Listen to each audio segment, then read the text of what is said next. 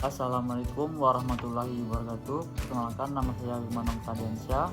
Di video penjelasan kali ini saya akan menjelaskan materi bab 6, yaitu transaksi entitas induk dan entitas anak pada aset tetap.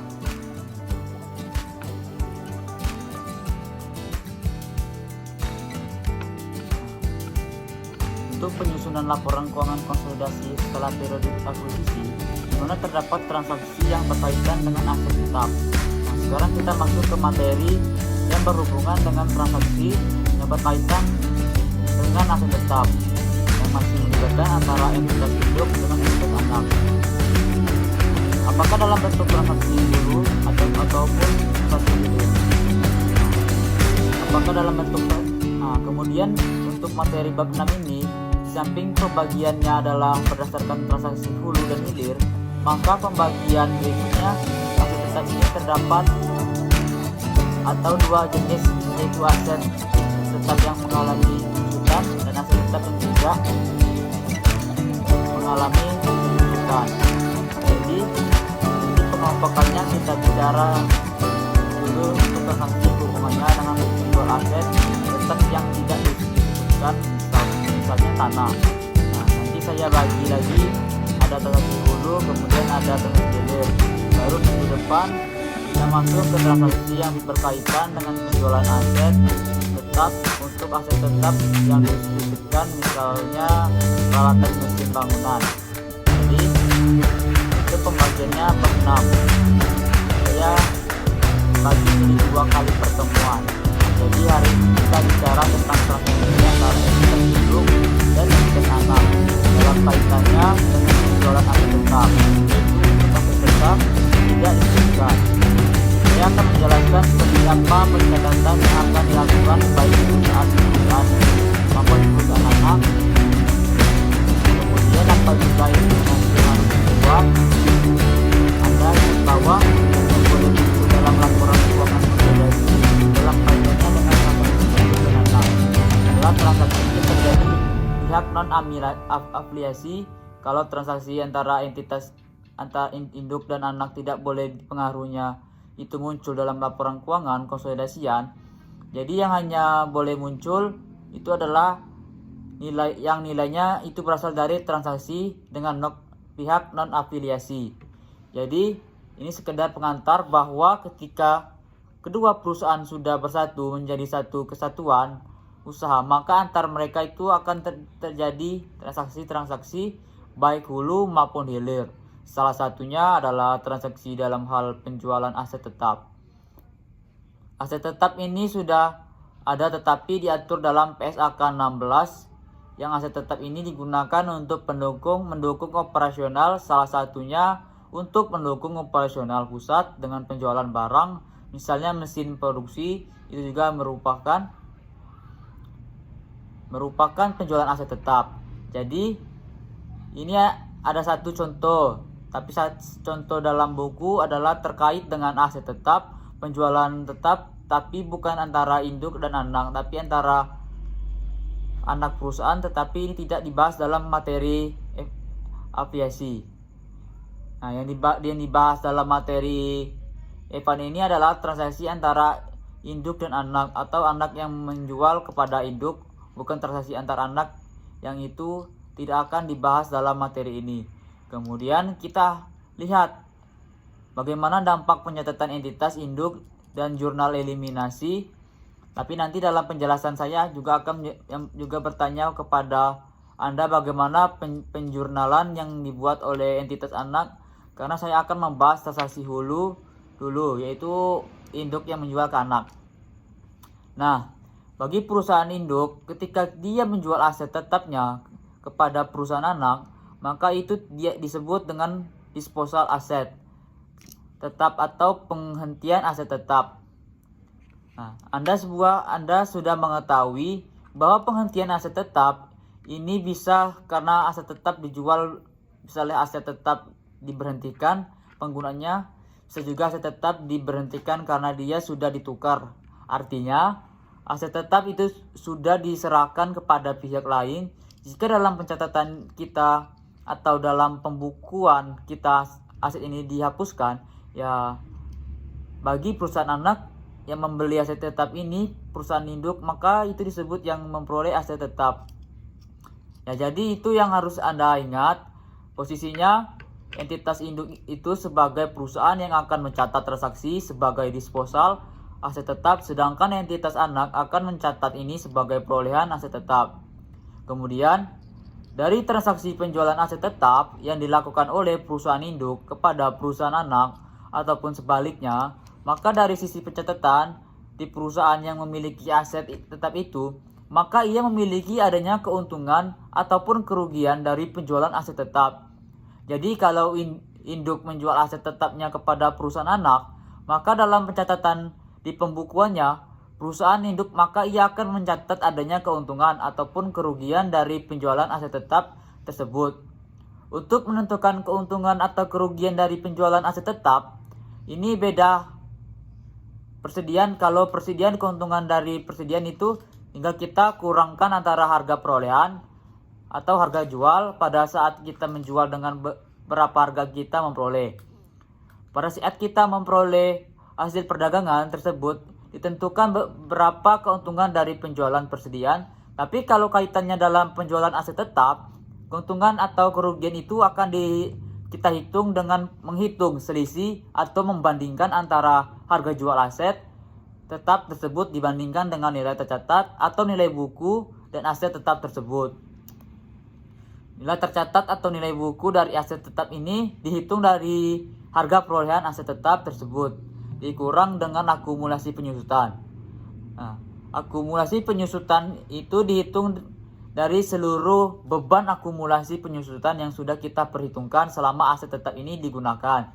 Jadi Anda sudah belajar aset tetap ini di pengantar akuntansi, dan itu sudah saya jelaskan secara detail, bahkan soal-soalnya sudah kompleks karena itu dihitung dulu beberapa akumulasi penyusutan dan dengan berbagai macam metode penyusutan. Tapi dalam kasus ini saya tidak menyuruh Anda menghitung dulu berapa nilai bukunya, jadi langsung dengan data nilai buku itu sudah diberikan.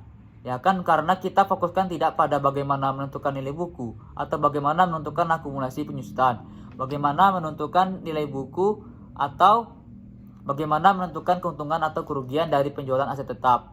Tapi yang harus Anda ingat sekali lagi, untuk menentukan keuntungan atau kerugian dari penjualan aset tetap, caranya membandingkan selisih antara harga jual aset tetap tersebut dengan nilai buku dari aset tetap tersebut di tanggal penjualan. Kalau lebih tinggi harga jual dibandingkan nilai buku aset tetap tersebut di tanggal penjualan, maka kita adanya keuntungan penjualan aset tetap, atau sebaliknya lebih tinggi nilai buku aset tetap kita pada saat kita menjual pada tanggal penjualan, itu disebut dengan kerugian. Maka mencatat jurnal untuk transaksi sehubungan dengan keuntungan atau kerugian ini, waktu dia menjual dia akan mengakui keuntungan dan kerugian dari penjualan aset tetap. Di kemudian waktu proses penyiapan laporan keuangan konsolidasian, dia juga akan menanggungkan pencatatan dari keuntungan atau kerugian ini dianggap sebagai keuntungan atau kerugian yang belum terrealisasi. Kalau kemarin persediaannya itu keuntungan atau kerugian dari penjualan, nah kapan kita akan mengakui keuntungan atau kerugian dari penjualan aset tetap sudah diterrealisasi. Kalau yang dijualnya adalah tanah, maka jawabannya adalah ketika perusahaan anak, misalnya kalau menjual induk Ken, anak yang jadi jawabannya. Ketika perusahaan anak telah menjual aset tetap merupakan kepada perusahaan dan afiliasi, baru dikatakan keuntungan atau kerugian itu dikatakan sudah terrealisasi. Selama aset tetap itu atau tanah itu masih berada di perusahaan anak sebagai pembeli, maka dikatakan keuntungan atau kerugian dari penjualan aset atau penjual tanah itu belum terrealisasi. Ya, nah, maka nanti akan ada pencatatan untuk mencatat penangguhan yang akan keuntungan atau kerugian yang belum terrealisasi. Nah, bagaimana dengan aset tetap yang disusutkan, misalnya yang jual itu peralatan atau mesin bangunan?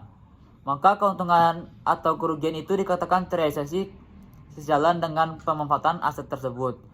Itu ya bukan pada saat yang jual sejalan dengan pemanfaatan aset tersebut. Jadi saya contohkan saya menjual aset tetap berupa peralatan kepada perusahaan anak, saya pusatkan jika saya menjual itu misalnya di tanggal 1 Januari 2018, kemudian selama tahun 2018 perusahaan sudah memanfaatkan aset tetap selama 1 tahun.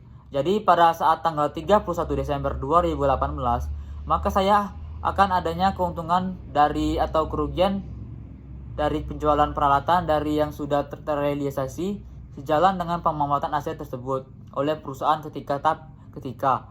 Tapi saya hanya menghitung hanya untuk 1 tahun karena aset tetap berupa peralatan itu baru dimanfaatkan ketika perusahaan sejak ini dari perusahaan saya itu baru 1 tahun, yaitu 2018. Nah, nanti di tahun 2019 berarti ada lagi pemanfaatan keuntungan atau kerugian atas penjualan aset tetap antara induk dan entitas anak akan terrealisasi itu ketika pelepasan atau penggunaan aset tetap tersebut. Kalau untuk tanah sudah terrealisasi ketika tanah tersebut sudah terjual dari perusahaan anak kepada non afiliasi. Kalau untuk aset tetap disusutkan, maka keuntungan atau kerugian itu sudah terrealisasi ketika aset tetap dimanfaatkan. Jadi kita akan melakukan perhitungan itu secara profesional sesuai pemanfaatan itu. Kalau pemanfaatan itu harus dimakan pada 1 tahun untuk 2018, maka kita perhitungkan untuk 2018. Kalau untuk berikutnya dimanfaatkan lagi 1 tahun, maka dihitung pada 2019 lebih kompleks yang untuk aset tetap yang diusutkan karena itu di hubungannya nanti ada alokasi terkait dengan masalah penyusutan. Ya kan akumulasi penyusutan dibandingkan dengan tanah. Kalau data relatif lebih sederhana mirip kayak persediaan. Kemudian ini kita mulai dari transaksi penjualan dari aset tetap. Mulai dari penjualan untuk aset yang tetap yang tidak disusutkan. Jadi sudah saya jelaskan konsepnya. Kita langsung disusutkan. Jadi sudah saya jelaskan. Lihat skenario 2 hubungan dengan penjualan aset tetap untuk aset tetap. Karena jadi ada 3 skenario. Ya mungkin ini baru pemanasan. Belum sampai untuk penyusutan pencatatan. Keuangan konsolidasian. Ini hanya khusus membahas bagaimana dampak transaksi jualan tanah dan induk kepada anak dengan 3 skenario. Kemungkinan contohnya PT Palapa sebagai perusahaan induk itu memiliki 100% saham di PT Samudra. Sebagai perusahaan anak, berikut informasi terkait dengan transaksi jual beli aset tetap antara PT Palapa dengan PT Samudra. Kejadian pertama, PT Palapa sebagai perusahaan induk memperoleh tanah dari pihak non-afiliasi dengan harga perolehan 900 juta. Itu peristiwa pertama. Peristiwa kedua, PT Palapa sebagai perusahaan induk menjual tanahnya kepada PT Samudra dengan harga jual 1M. Nah, peristiwa ketiga, PT Samudra sebagai perusahaan anak yang membeli aset tetap berupa tanah dari perusahaan induk itu menjual tanah tersebut kepada perusahaan non-afiliasi dengan harga 1,2M. Maka ketiga peristiwa itu bisa digambarkan dalam gambar bagan seperti ini. Jadi ada peristiwa pertama, ada aset tetap berupa tanah itu oleh perusahaan induk itu dibeli dari perusahaan non-afiliasi. Maka tanah itu kita peroleh dengan harga perolehan 900 juta. Kemudian peristiwa kedua, tanah yang dimiliki oleh perusahaan induk ini dijual dengan perusahaan anak itu PTS dengan harga 1M. Maka bagi PTS ketika dia membeli tanah dari PTP, maka itu adalah perolehan. Kemudian peristiwa ketiga, PTS itu menjual tanah tadi kepada perusahaan non-afiliasi dengan harga 1,2M. Maka dari 3 peristiwa ini, maka kita bisa menyimpulkan keuntungan yang dicatat oleh perusahaan induk ketika menjual atau mencatat adanya keuntungan dari penjualan tanah sebesar 1 juta. Itu jurnal yang dibuat oleh perusahaan induk. Kalau jurnal yang dibuat oleh perusahaan ada apa ketika dia memperoleh tanah ini dari perusahaan induk, maka dia akan menerbitkan tanah nilai 1M. Dan dia akan mencatat bahwa dia mengeluarkan kas sebesar 1,5M untuk transaksi ketika kami anak menjual kepada perusahaan non-afiliasi. Maka bagi anak itu menjual kepada perusahaan non-afiliasi, maka bagi anak itu adalah transaksi penjualan yang maka dia akan mencatat kas 1,5M Kemudian tanah dihapuskan di posisi kredit 1,5 M sebesar harga perolehan waktu dia beli dari perusahaan induk. Kemudian yang dikreditkan adalah keuntungan penjualan tanah sebesar 200 juta. Itu secara pencatatan akuntansi, belum kaitannya proses penyusunan laporan keuangan konsolidasian. Nah, persoalannya transaksi ini ketika PTP menjual tanah seharga 1,5 M.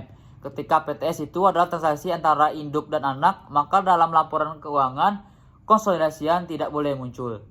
Sekian materi pembelajaran bab 6 penyampaian pada kali ini. Saya ucapkan terima kasih. Assalamualaikum warahmatullahi wabarakatuh.